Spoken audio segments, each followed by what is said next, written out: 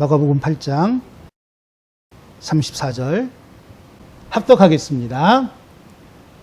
무리와 제자들을 불러 이르시되 누구든지 나를 따라오려거든 자기를 부인하고 자기 십자가를 지고 나를 따를 것이니라.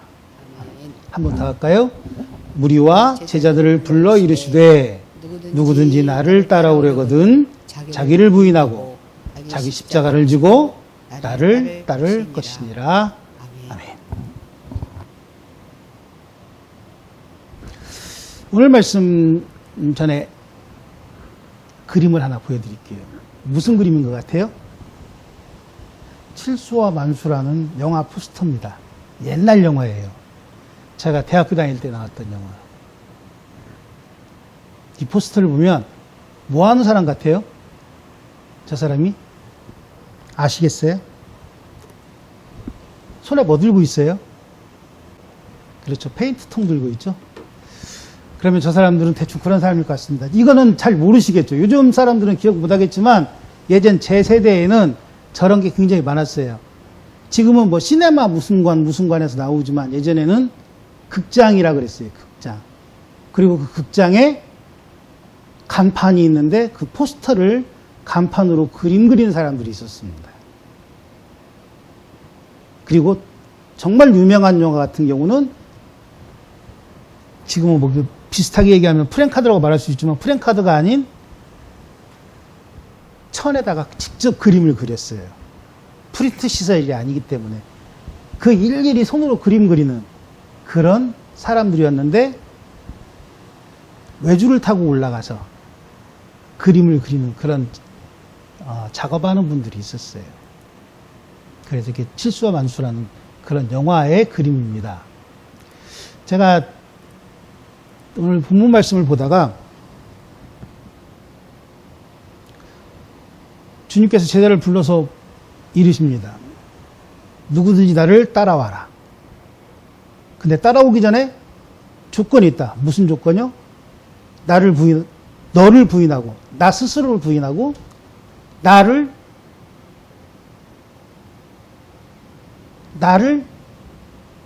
부인함으로 인해 예수님을 따라가기를 원하는 나로 인해 생긴 나의 십자가를, 예수님의 십자가가 아니에요. 나의 십자가예요.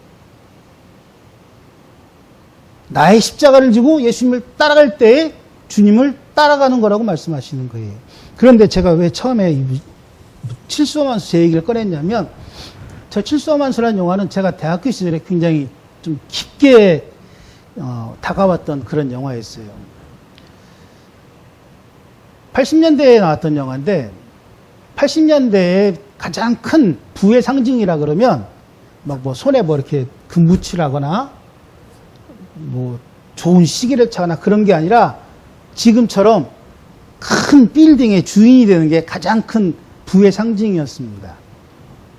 그때나 지금이나 그건 비슷한 것 같은데 제가 저 영화를 보면서 충격을 받았던 건 뭐냐면 위에서 작업하는 사람들과 밑에서 지나가면서 그 작업하는 걸 보는 사람들의 시선 차이가 굉장히 동떨어졌다는 거였어요.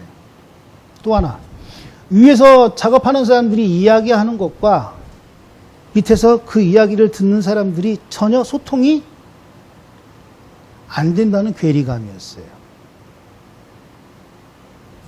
그래서 그때 당시에는 그걸 보면서 뭐 세대 간의 갈등 그런 걸 느끼는 게 아니라 가진 자, 부르주아, 노동자 계급의 어떤 그런 간극, 이질감 막 그런 걸 느끼면서 막 뭐라 그럴까요? 고민하던 그런 생각을 했었는데 제가 본문 말씀을 보다가 이 말씀을 보는데 이 영화가 갑자기 떠오르더라고요. 왜 떠오르는지 몰라서 일주일 내내 이 말씀을 붙잡고 이 영화하고 그 말씀하고 이 말씀하고 무슨 의미가 있을까를 일주일 내내 고민하고 기도하면서 하나님께 물어봤는데 주님께서 그러시는 것 같아요. 주님이 하시는 얘기에 너는 얼마나 근접해서 그 이야기를 듣고 있냐라고 물어보시는 것 같아요. 우리가 우리의 십자가를 진다는 것, 우리가 나를 부인한다는 것이 부인한다고 하는 건 뭐예요? 나를 부정한다는 거잖아요.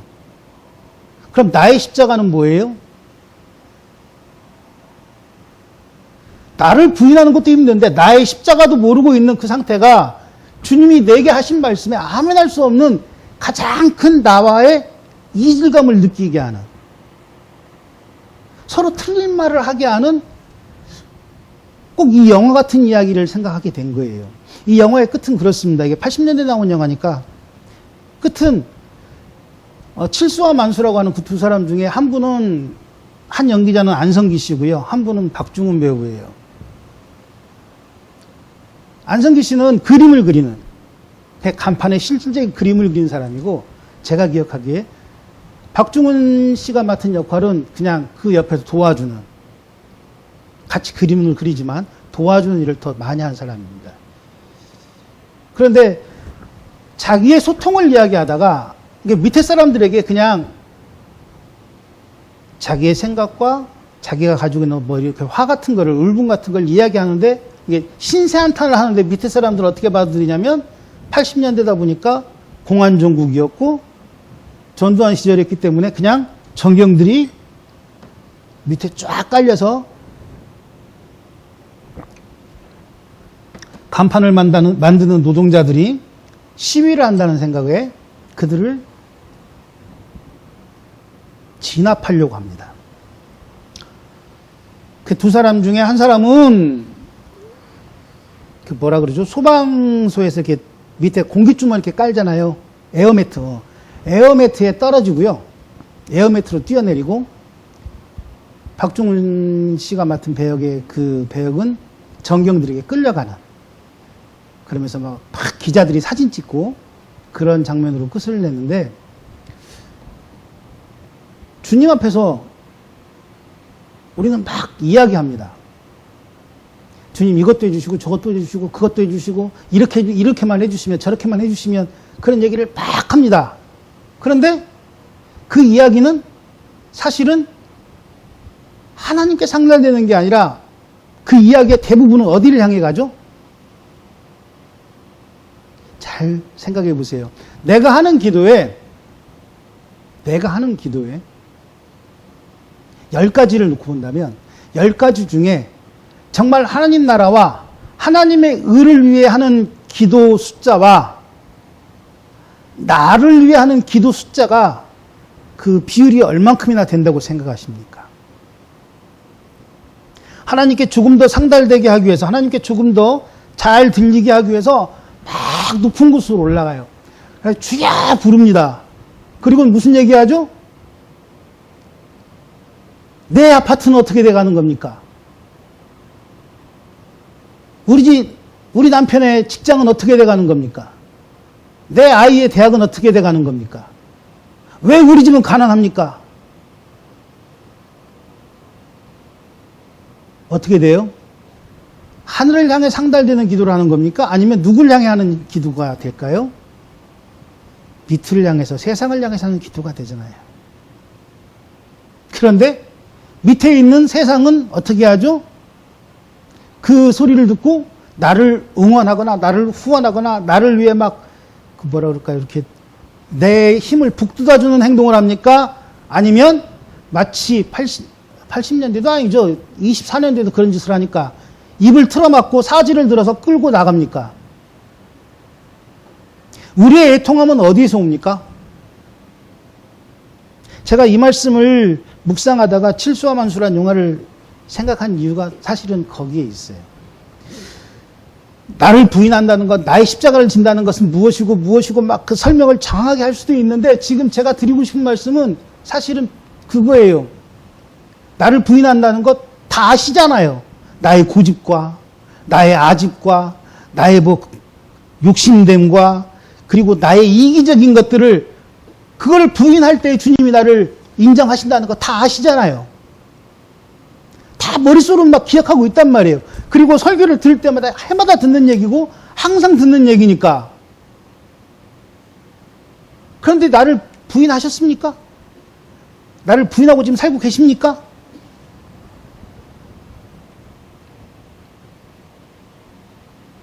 이 설교를 준비할 때 설교 원고에 그렇게 써 있어요.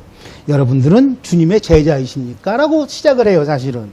그런데 제가 그렇게 안 묻기로 한 이유 중에 하나가 저 역시도 제가 가지고 있는 나를 부정하는 부분에 걸리는 부분이 있단 말이에요. 날마다 목사임에도 불구하고 나를 부인하는 일에 내가 얼마나 전심을 다하고 있는가를 성도님들께 지금 말씀드리고 있는 거예요. 날마다, 아니 시간마다 하나님을 생각한다는 목사가 그러할진데 세상을 살아가면서 어떻게 보면 일주일에 한 번, 어떻게 보면 하루에 한 번 정도 하나님을 생각하는 우리가 나를 부인하며 산다는 것, 사실은 어때요? 되게 어려운 얘기입니다. 그런데 주님이 오늘 그 영화를 생각나게 하신 거예요. 부인한다는 건 사실은 굉장히 어려운 얘기인데 그 영화에 빗대서 얘기한다면 또 되게 쉬운 거더라고요. 무슨 얘기냐? 부인하려고 노력하지 마세요. 부인하려고. 나를 거부하려고 노력하실 필요 없어요. 그럼 어떻게 부인할 수 있어요?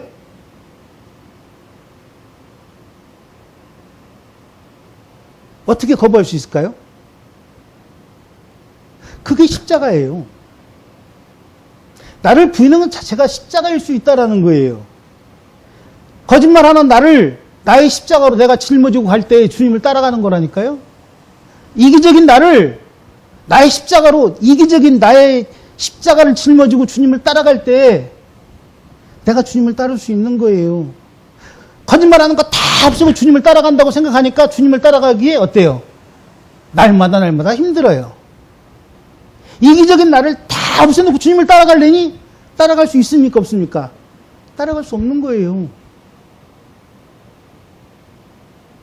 제가 어렸을 때 많이 들었던 사다리예와 제가 몇 번 말씀드렸는데 아시죠?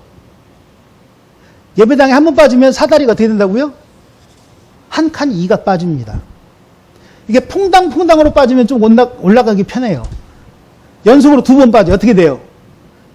가랭이가 좀 찢어져야 돼요. 연속으로 4번 빠져 어떻게 돼요? 포기하는 거예요, 이제. 왜?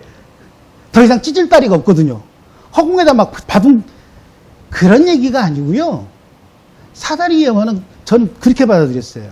아니, 지금 이 시대의 해석을 한다면 그렇게 받아들이고 싶어요. 그래서 이렇게 말씀드리는 거예요. 내가 십자가를 지기 힘들다고 생각하신다고요? 내가 십자가를 지고 있다고 생각하는데 주님을 따라가지 못한다고 생각하신다고요? 사다리가 너무 촘촘해서 그래요. 이기적인 사다리가, 주님과 나의 관계의 그 사다리 한 칸에 이기적인 사다리가 한 번 더 껴요. 나의 욕심이 한 번 더 낍니다. 부정적인 내가 한 번 더 낍니다. 그리고는 거기에 뭐가 들어갈까요? 하나님의 말씀이 한 번 들어갑니다. 그럼 간격이 좀 벌어지겠죠. 회개를 했어요. 한 칸 사라지겠죠. 빨리 걷는 게 아니, 좁은 공간을 빨리 뛰는 게 힘들까요? 넓은 공간을 넓게 뛰는 게 힘들까요? 생각해 보신 적이 있으세요? 다시 말씀드릴게요. 어려우신 것 같으니까. 이 정도 공간을 한 10개를 뛰는 게 좋을까요? 아니면 이 공간을 10개를 뛰는 게 좋을까요? 빠른 게 아니고 어떤 게 좋을까요? 뛰기가.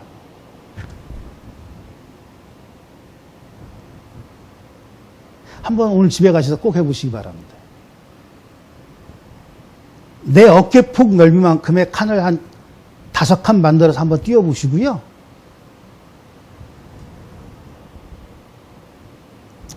뭐 너무 짧으면 못 뛰니까 한 30cm 정도의 간격을 두고 한 10칸을 만들어서 한번 뛰어보세요. 어떤 게 뛰기 불편한지. 촘촘히 끼어있는 그 간격을 뛰는 게 훨씬 더 힘듭니다. 그래서 주님은 우리의 욕심에, 우리의 이기적인 마음에, 그리고 우리를 짓누르는 죄악들을 한 칸 한 칸씩 지워주시며 내가 천국길 가는 그 사다리를 넓혀주시는 거예요. 좋은 보폭으로 따라갈 수 있게. 우리 십자가를 진다는 게 무슨 막 굉장히 어려운 걸 생각하는데 그게 아니 십자가를 지고 주님을 따라간다는 것은 그 보폭에 맞춰가는 거예요. 예수님의 보폭에.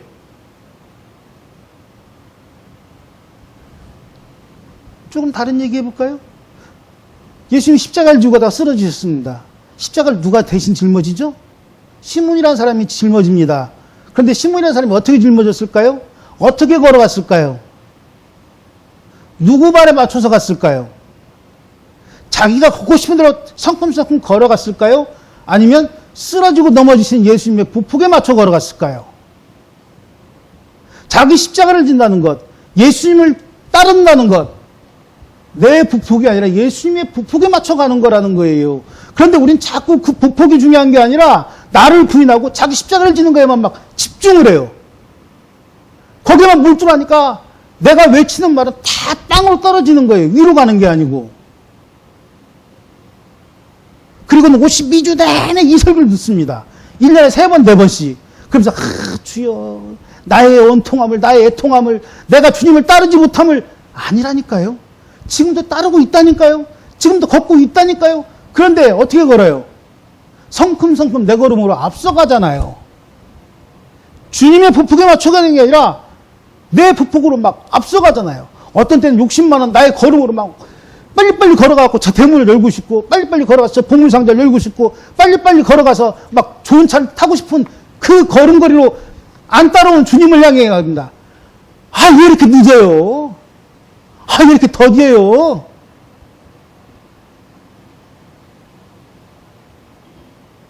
그럼 누가 와서 잡아간다고요? 하나님이요?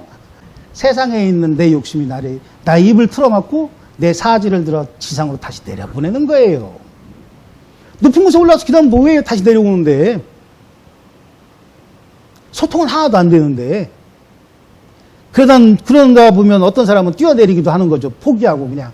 에이, 하나님이 어딨어? 그러면 뛰어내리는 사람들이 생기잖아요. 뭐, 하나님은 죽었어. 막 그러가면서. 그럼 또 거기에다 대고 막, 문학적인 뭐 좋은 소재를 얻었다고 막 온갖 기자들은 막 글을 쓰고. 여론이라는 게 왜 생겼는지 아세요? 여론. 신문은 왜 생겼을까요? 방송은 왜 생겼을까요? 우리가 놓치고 있는 것 중에 하나는 그런 거예요. 왜 생겼는지를 기억을 못해요. 왜냐하면 생겼을 때 안 살아봤으니까. 지금 환경으로 그것이 생겼던 이유를 찾을 생각을 안 하니까. 여론이라고 하는 건 그런 겁니다. 상류층만 가지고 있는 그 고급 정보들을 서민 나부랭이들에게 알려주기 위해서 시작된 게 여론의 시작이에요. 그래서 미디어라는 얘기를 하는 겁니다.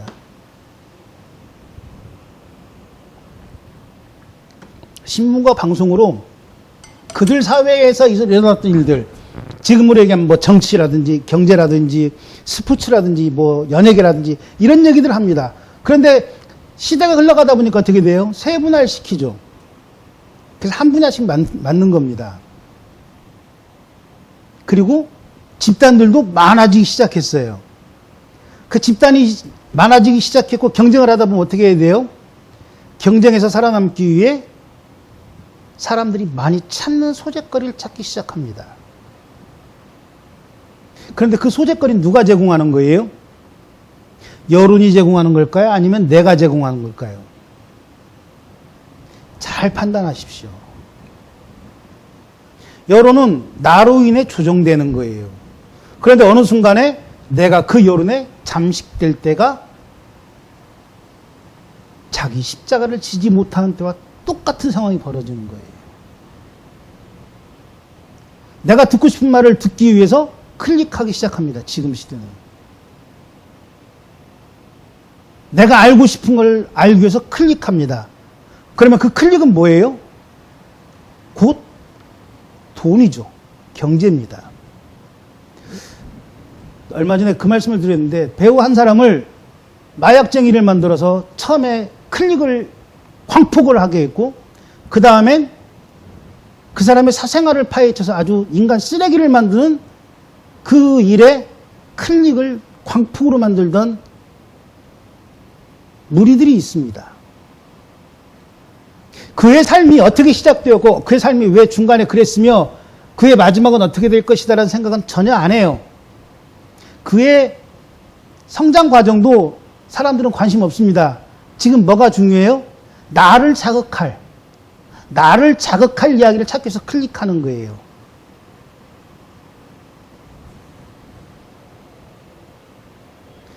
축구가 끝나고 나니까, 시합이 끝나고 나니까 이제 한 사람을, 세 사람을, 네 사람을, 아니 이제 또 막 이름들이 계속 나와요. 사람 이름 붙여가면서 거기다 수많은 사람이 또 클릭을 해대요. 그걸 듣겠다고, 보겠다고. 만드는 여론의 시작은 그렇게 시작 안 했지만 지금에 와서는 어떤 일이 벌어집니까? 경제성에만 몰두하는 거예요. 시대가 악해서 그렇다고요? 아니죠. 시대가 악한 게 아니고 나를 부인해 본 적도 없고 내 십자가가 뭔지도 모르는 사람들이 그득한 세상에서 당연한 일들을 지금 우리는 겪고 있는 겁니다. 내 십자가가 뭔지도 모르면서 내 십자가를 막 찾겠다고, 내 십자가를 버려야 된다고, 지겠다고 막 쫓아다닙니다. 뭘로요? 식당에 가서 봉사하고, 전도하고, 전도지 나눠주고, 아파트마다 막 주보 꽂아놓고, 그러면서 내 십자가를 짊어졌다고 우리는 착각합니다. 또 그거를 그렇게 이용해 먹는 저 같은 사람도 있으니까요. 근데 기억하십시오. 예수님은 그렇게 말씀하지 않았어요. 네 뜻대로 하나님 나라가 이루어지는 게 아니라니까요. 하나님 나라는 누구 뜻이에요? 하나님의 뜻이에요.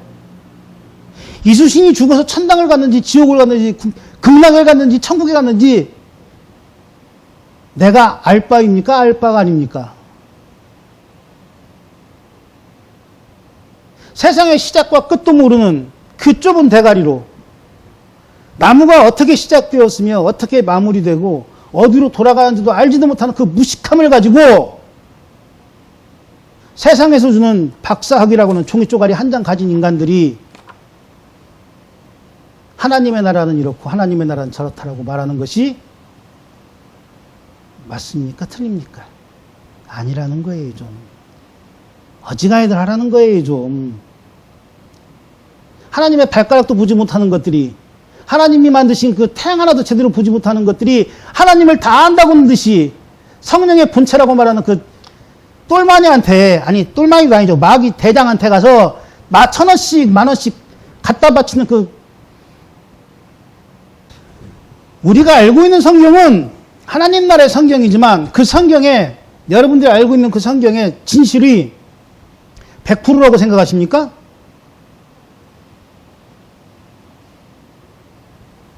제가 날마다 성경을 보면서 하나님께 설교 준비를 하면서 고민하는 게 뭔지 아십니까? 내가 자라왔던 환경, 내가 살고 있는 시대, 그리고 내가 겪어왔던 그 경험들이 이 말씀에서 더 튀어나오고 나오지 않도록 하나님 제발 나를 좀 죽여주십시오라고 기도해요. 내가 목회 현장에 서 있는 그 시간에 내가 그동안 겪어왔던 그 경험했던 모든 것들이 하나님보다 앞서가지 않게 해달라고 저는 날마다 기도한다니까요.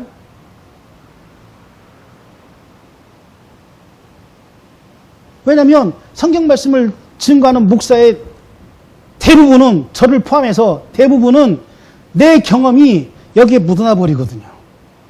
고생하는 목사한테는 평생 고생하는 얘기만 나와요. 고생을 지질이 했던 목사한테는 평생 지질이한 고생 얘기만 나옵니다. 옛날 어르신 말대로 설교 시간에 이런 말 하면 안 되는데, 똥구멍에 찢어지도록 가난한 목사가 삶에 있었던 사람은 찢어지도록 가난한 얘기밖에 안 한다니까요. 그러면서 내가 성경을 제일 잘한다고요? 내가 성경을 제일 잘 해석한다고요? 보폭이 틀리잖아요. 제가 이 말씀 한 절 가지고 일주일 내내 하나님 앞에 무릎 꿇었던 이유는 그거예요. 내 보폭이 정말 하나님 보폭과 맞습니까? 라는 거예요. 사람인데 왜 욕심이 없겠습니까? 사람인데 왜 생각이 없겠어요? 저도 저 나름대로 막 플랜이 있어요. 근데 그 플랜 누구 거예요? 제 거예요. 하나님이 오늘 이 시간을 제게 허락하셨지만 내일 이 시간을 제게 허락하신다는 보장이 있습니까? 없습니까? 사는 건 나지만 내 시간을 허락하신 분은 누구니까?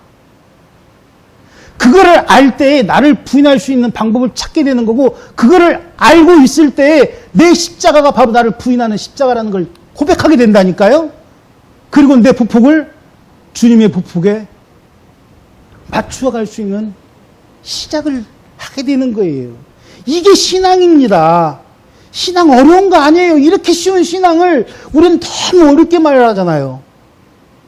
너무 형식을 막 거창하게 얘기하고,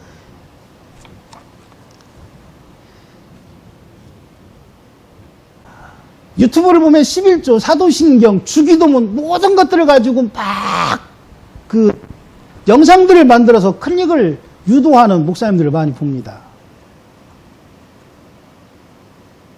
맞아요. 그 사람들 말이 맞을 수도 있어요. 아니, 맞겠죠. 열심히 공부해서 그걸 했다니까. 그런데 하나님이 그거 금지시켰나요? 하지 말라고 막 어느 날 신문에 광고 내셨나요? 내 생각이잖아요. 내 생각이고 하나님의 생각인 것처럼 얘기하지 말자라는 거예요, 제발. 율법을 알면 얼마나 알 것이며 하나님의 그 마음을 알면 얼마나 많이 알겠습니까? 내가 알고 있는 것이 하나님의 것인 양, 어느 날이라도, 아니 지금이라도 제가 그런 식으로 말을 한다면 저를 포기하시면 돼요. 저를 안 보시면 돼요. 저를 뭐라 그러죠, 그거를? 채널에 이렇게 가입하는 걸 뭐라 그러죠? 구독 안 하시면 된다니까요. 구독이 생각이 안 나가지고. 그렇게 하시면 돼요. 그렇게 해야 내 신앙에 내 십자가를 지고 주님을 따를 준비가 되는 거예요. 그런데 이 말 하는 게 무서운 겁니다. 어떤 목사들은. 이 말을 듣는다는 것이, 이 말을 듣는 성도가, 목사들은 무서워요. 왜요? 왜 무서울까요? 나를 대적한다고 생각하거든요. 내게 내 권위를 도전한다고 생각하는 목사들이 있거든요. 그런데 꼭 기억하십시오. 목사는 교사와 같은 직분입니다. 착각하지 마세요. 단지 안수를 받는 거예요. 교사는 안수를 받지 않았지만 뭘 하죠? 가르치잖아요. 그렇죠? 본을 보이잖아요. 목사는 안수를 받고 가르치고 본을 보이는 것뿐이에요. 그런데 그게 무슨 막 큰 명예라고 생각하십니까?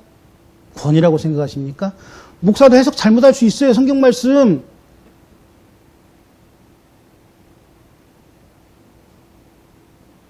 목사는 왜 하나의 오차가, 아니 뭐 이렇게 뭐라 그러죠? 자기 생각이 없을 거라고 스스로 막 최면을 거는 거 모르겠단 말입니다. 기억하십시오. 내 십자가를 진다는 것, 지금 나를 버리는 거예요. 그게 내 십자가예요. 어느 분이 말하는 것처럼 제가 뚱뚱합니다. 그런데 제가 막 그러는 거예요. 주님, 나 이 살을 빼고 싶어요. 그러면 이 살은 뭡니까? 내 십자가가 될 수 있는 거예요. 그 자리에서. 그럼 짊어지기 위해서 뭐 해야 될까요? 밥량을 줄인다든지, 야식을 안 먹는다든지, 뭐 인스턴트 식품을 안 먹는다든지, 방법 다 아시잖아요. 어떻게 살이 빠지는지. 그것도 하다 안 되면 뭐 해요? 수술을 하거나 건강식품으로 보조제를 먹잖아요. 욕심이 내 십자가라고 생각되십니까? 그럼 어떻게 해야 될까요? 정답 다 아시잖아요. 내 욕심을 줄이면 되는 거예요. 내가 가지고 있는 그 욕심을 누구에게 비추면 그게 욕심인지 아닌지 알게 됩니까? 말씀에 비추고 예수님께 비춰보면 내가 가지고 있는 생각이 욕심인지 아닌지 알잖아요. 해답을 알면서 우리는 사실은 안 지잖아요. 왜? 그게 곧 나를 지탱하는 힘이니까. 그게 곧 나를 나타내는 내 프라이드니까. 그러면서 우리는 입으로 얘기합니다. 나의 십자가를 지겠습니다. 나를 부인하겠습니다. 나는 주님의 제자입니다. 그러니 50cm밖에 안 되는 그 한 칸의 공간을 막 미리수도 안 되고 막 나노미터로 막 나노 단위로 잘라가지고 막 50cm면 몇 밀리죠? 500mm예요. 그렇죠? 50cm를 1mm 단위로 칸을 쳤다고 생각을 해보세요. 그리고 거기를 뛰는 거예요. 어떻게 뛰어요? 발걸에서 자빠지는 거죠. 그리고 얘기합니다. 주님이 내게 시련을 허락하셨다고. 나를 시험하신다고. 내게 고난이 왔다고. 주님 말씀하십니다. 야, 그거 한 칸 빼면 돼. 그거 한 칸 지우자니까? 뭘로요? 내 피로 지우라고 말씀하시잖아요. 내가 진 십자가로 빼라고 말씀하시잖아요. 그래서 자꾸 우리는 그냥 카메라를 밀어 넣잖아요. 제가 1mm 그 밑에 단위를 모르겠어요. 제가 알고 있는 최하의 단위는 밀이기 때문에 그 밀을 또 1mm를 또 나누는 단위가 분명히 있을 거란 말이에요. 그렇게 세분화시키고 자빠지고 엎어지고 깨지고 그리고 얘기합니다. 책임지라고 하나님. 나 코 깨졌으니까. 나 무릎 까졌으니까. 나 발목 접질렀다고. 그때 주님 말씀하시는 거예요. 마가복음 8장 34절입니다. 무리와 제자들을 불러 이르시되 말씀하십니다. 어떤 사람이든지 서정인 목사나 앉아있는 여러분들 누구 한 사람이 아니라 우리 모두 다예요. 모두 다가 나를 따라오려면 예수님을 따라가려면 이렇게 하라고 말씀하십니다. 서정경 너를 부인하고 서정경 너의 십자가를 짊어져라. 그리고 예수님을 따라오라고? 아니, 그렇게 할 때 예수님을 어떻게 한다고요? 따를 수 있다고 말씀하신 게 바로 오늘 본문입니다. 어려우신가요? 얼마나 더 쉽게 우리가 천국 가는 길을 제시하십니까? 우리가 얼마나 더 쉽게 구원받은 사람으로서의 삶을 보여주고 계십니까? 그럼에도 불구하고 우리는 지금도 얘기합니다. 주님은 왜 내 말을 듣지 않습니까? 나의 욕심이 나의 입을 틀어막고 나의 이기적인 마음이 내 사지를 들어 다시금 저 세상 바닥에 내붙이고 있는데 주님 왜 나를 보지 않습니까? 라고 말하고 있지 않습니까? 짊어지십시오. 그리고 부인하십시오. 그리고 내 걸음이 아니라 예수님의 걸음으로 회복하시고 한 칸 한 칸을 살아가시는 땅에 내동댕이 쳐주고 끌려가고 뛰어내리는 삶이 아니라 주님이 원하시는 그 걸음걸음대로 보폭을 맞추시는 저와 여러분들의 삶이 되시기를 주님의 이름으로 축원합니다. 기도하겠습니다.